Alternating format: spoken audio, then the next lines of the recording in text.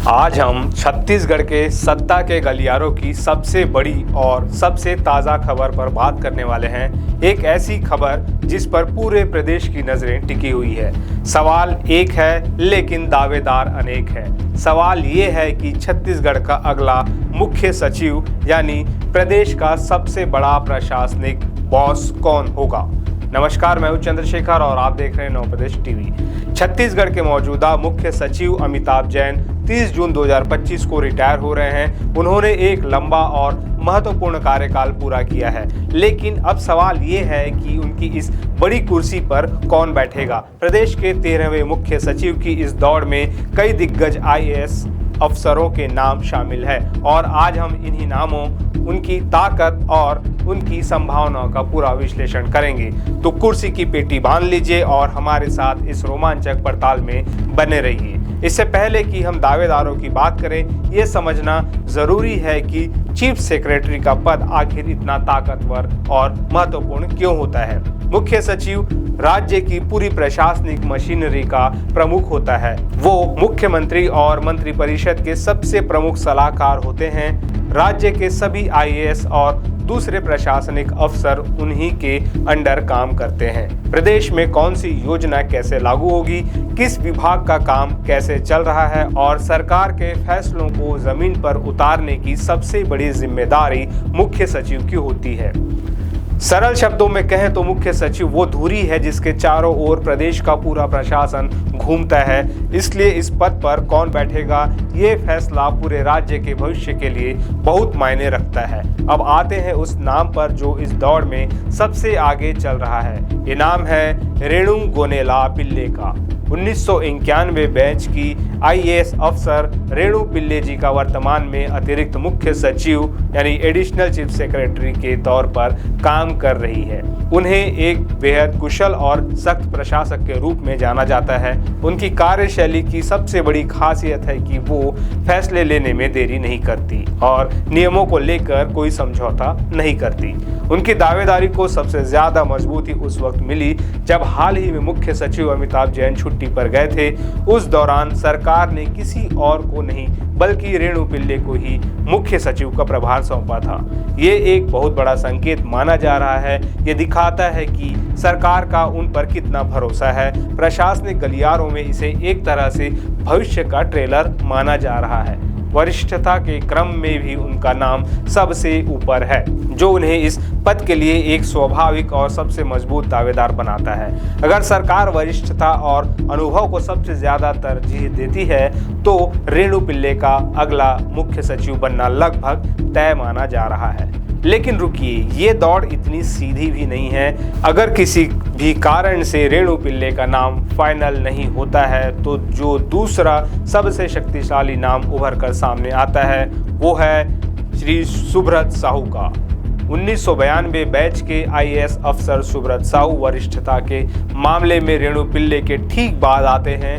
वो भी वर्तमान में अतिरिक्त मुख्य सचिव के पद पर कार्यरत है और उनके पास भी प्रशासनिक काम का लंबा और गहरा अनुभव है। सुब्रत साहू की दावेदारी को इस नजरिए से देखा जा रहा है कि यदि सरकार कोई संतुलन साधना चाहे या किसी और समीकरण पर विचार करे तो सुब्रत साहू एक बहुत ही मजबूत और निर्विवाद विकल्प होंगे। उनकी छवि भी एक शांत और गंभीर अफसर की है जो हर जिम्मेदारी को बखूबी निभाते आए हैं। इसलिए उन्हें इस रेस में दूसरे नंबर पर रखना बिल्कुल सही होगा। वो एक ऐसे दावेदार है जो चुपचाप अपनी बारी का इंतजार कर रहे हैं और अगर मौका मिला तो वो भी इस जिम्मेदारी को संभालने के लिए पूरी तरह से तैयार है। अब बात करते हैं एक ऐसे नाम की जो भले ही अभी रायपुर में नहीं है, लेकिन जिनकी धमक दिल्ली से सीधे छत्तीसगढ़ तक महसूस की जा रही है। ये नाम है श्री अमित अग्रवाल का। 1993 बैच के IAS अफसर अमित अग्रवाल इस समय केंद्र सरकार में प्रतिनियुक्ति पर है, जो देश की सबसे महत्वपूर्ण संस्थाओं में से एक UIDAI यानी आधार कार्ड बनाने वाली संस्था के CEO के तौर पर काम कर रहे हैं। केंद्र में इतने बड़े पद पर होना उनके प्रशासनिक कौशल और अनुभव को दिखाता है। अक्सर ऐसा होता है कि राज्य सरकारें केंद्र में काम कर रहे अपने अनुभवी अफसरों को वापस बुलाकर बड़ी जिम्मेदारी देती है। अमित अग्रवाल की दावेदारी इसी समीकरण पर टिकी है। हालांकि वो अभी राज्य से बाहर है, जो उनकी दावेदारी को थोड़ा सा कमजोर करता है। लेकिन अगर मुख्यमंत्री किसी ऐसे अफसर को लाना चाहें जिनका केंद्र सरकार के साथ काम करने का सीधा अनुभव हो, तो अमित अग्रवाल एक सरप्राइज पैकेज साबित हो सकते हैं। इस दौड़ में महिला शक्ति का प्रतिनिधित्व करने वाला एक और मजबूत नाम है ऋचा शर्मा का। 1994 बैच की IAS अफसर ऋचा शर्मा वर्तमान में वन एवं खाद्य विभाग जैसे महत्वपूर्ण विभागों की जिम्मेदारी संभाल रही है। महिला अफसर के तौर पर उनकी दावेदारी को इसलिए भी मजबूत माना जा रहा है क्योंकि सरकार पर अक्सर ये दबाव होता है कि वो शीर्ष पदों पर महिलाओं को मौका दें। ऋचा शर्मा ने अपने कार्यकाल में कई महत्वपूर्ण काम किए हैं और उनकी प्रशासनिक पकड़ काफी अच्छी मानी जाती है। अगर सरकार रेणु पिल्ले के अलावा किसी और महिला अफसर के नाम पर विचार करती है तो ऋचा शर्मा एक स्वाभाविक पसंद हो सकती है। उनकी दावेदारी इस बात पर निर्भर करेगी कि सरकार वरिष्ठता को कितना महत्व देती है या फिर काम और अनुभव के आधार पर फैसला लेती है। छत्तीसगढ़ का जिक्र हो और नक्सल समस्या की बात न हो, ऐसा हो नहीं सकता। प्रदेश की इस सबसे बड़ी चुनौती से निपटने का अनुभव रखने वाले अफसर की हमेशा डिमांड रहती है और यहीं पर एक और नाम सामने आता है, मनोज पिंगुआ। 1994 बैच के IAS अफसर मनोज पिंगुआ वर्तमान में गृह और जेल विभाग के अपर मुख्य सचिव है। गृह विभाग की जिम्मेदारी संभालने के कारण उन्हें नक्सल मोर्चे की गहरी समझ है। सुरक्षा बलों के साथ समन्वय और कानून व्यवस्था को बनाए रखने का उनका अनुभव उन्हें एक अनोखा और मजबूत दावेदार बनाता है। अगर सरकार की प्राथमिकता आने वाले समय में नक्सल मोर्चे पर सख्ती और कानून व्यवस्था को और मजबूत करना है तो मनोज पिंगुआ के नाम पर गंभीरता से विचार किया जा सकता है।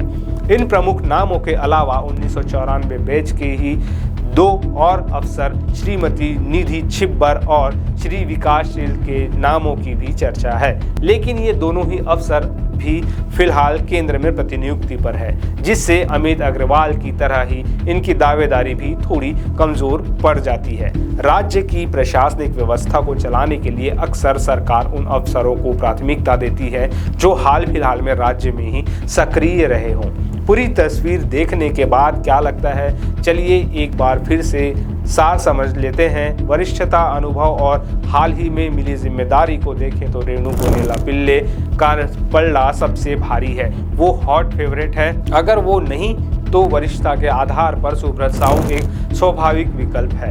अगर सरकार को दिल्ली का अनुभव चाहिए तो अमित अग्रवाल तुरुप का इक्का साबित हो सकते हैं। अगर सरकार एक और महिला चेहरे पर दांव लगाना चाहे तो ऋचा शर्मा एक मजबूत दावेदार है। और अगर प्राथमिकता कानून व्यवस्था और नक्सल मोर्चा है तो मनोज पिंगुआ का अनुभव बहुत काम आ सकता है।